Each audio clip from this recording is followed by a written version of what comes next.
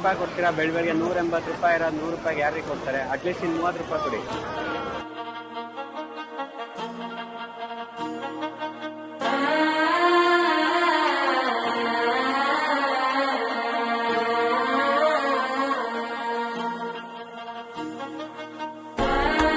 ₹100 ಬರಲ್ಲ ರೀ, 150.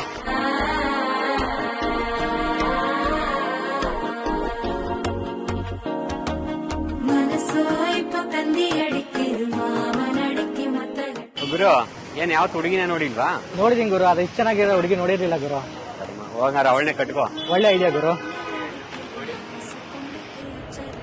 ಓಯ್ ಹಣ್ಣು ಹಣ್ಣು ಹಣ್ಣು ಹಣ್ಣಲ್ಲ, ಹೆಣ್ಣು ಗುರು.